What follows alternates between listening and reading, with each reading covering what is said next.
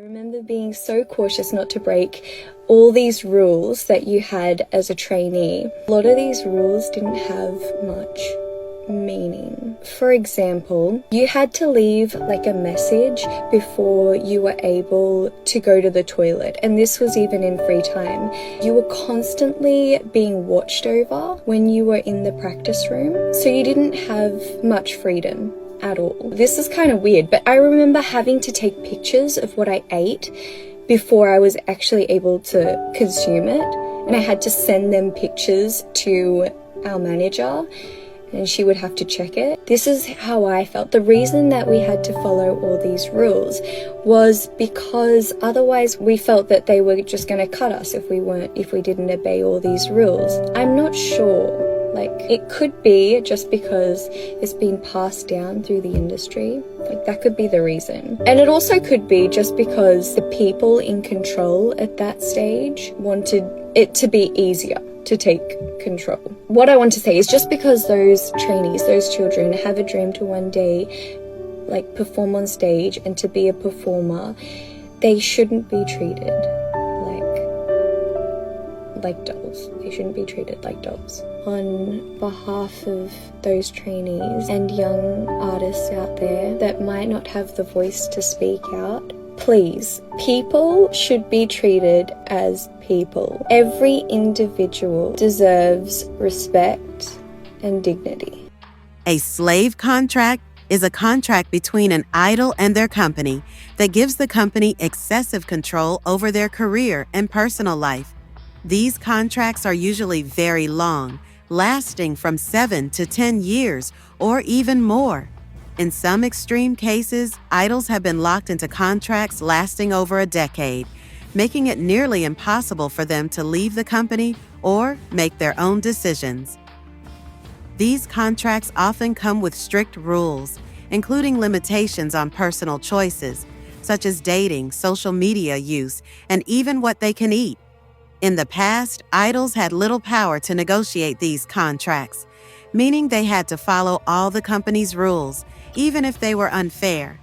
Many idols from big companies like SM Entertainment, YG Entertainment, and JYP Entertainment have spoken about the struggles they faced due to these restrictive agreements. One of the biggest issues with these contracts is the intense workload. K-pop idols train for several years before debuting, and during this time, they practice for 12 to 16 hours a day. They have strict training schedules that include singing, dancing, language lessons, and media training. This continues even after debuting, as idols are expected to work non-stop, performing, traveling, and attending various events. Many idols do not get enough sleep, often surviving on only a few hours of rest. Their schedules are so packed that they barely have time to eat or take care of their health. This extreme workload can lead to serious physical and mental health problems, including exhaustion, anxiety, and depression.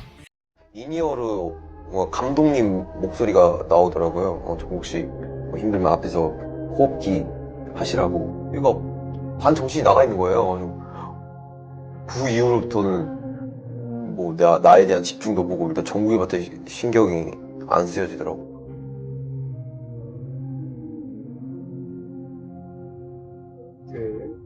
네, 1분 30초 남았습니다.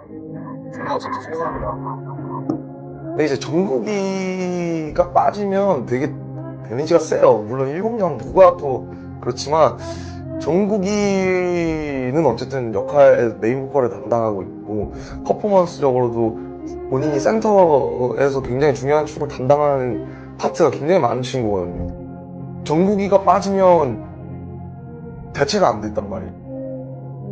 그때 딱 정국이 모습을 딱 봤는데 퍽 깨어났길래 큰일 났다 생각은 했었죠.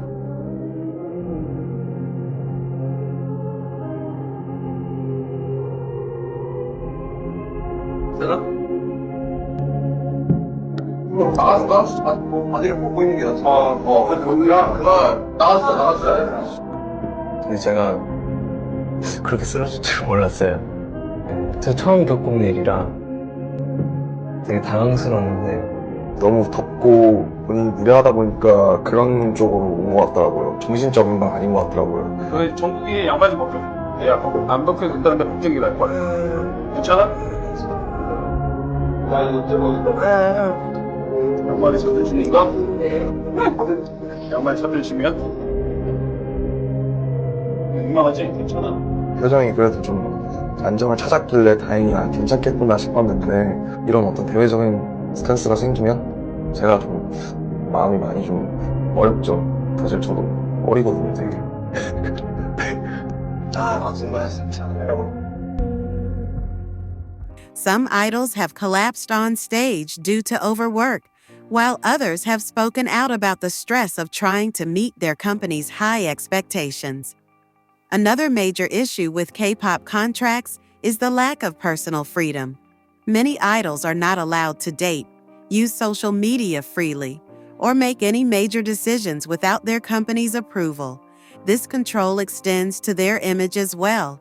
A lot of idols, they have horror experiences from practice. Did you ever have one with your members? Not really. I think horror stories, like scary ones. Or like during practice? Yeah, during practice, we're not scared of the haunted ghost. We're scared of our manager. The manager is the only thing that gives us nightmare. That's it. We're not scared of ghosts. We're scared of the company. Idols are often forced to follow extreme diet plans to maintain a certain weight or look, even when it negatively affects their health. Some female idols have revealed that they were only allowed to eat a few pieces of food per day to maintain a slim figure. Others have shared how they were pressured to get plastic surgery before debuting. These unrealistic beauty standards create a toxic environment where idols feel constant pressure to look perfect, leading to low self-esteem and body image issues. Even though idols generate huge amounts of money for their companies, many of them receive very little pay. Most of their earnings go to the company to cover training fees, album production, music videos, and promotions. This means that many idols have to work for several years before they start making money for themselves. Some groups do not see any profit until their third or fourth year, while others barely earn anything at all. There have even been cases where idols have left their companies without receiving any payment for their hard work. This financial exploitation has been a major issue in the K-pop industry for years, with many idols struggling to secure fair wages despite their success. Over the years, some idols have fought back against unfair contracts by taking legal action against their companies. One of the most famous cases involved members of the legendary group TVXQ, who filed a lawsuit against SM Entertainment in 2009. They argued that their 13-year contract was too long and unfair, leaving them with little control over their careers. After a long legal battle, the court ruled in favor of the idols, leading to changes in how contracts were made in the industry.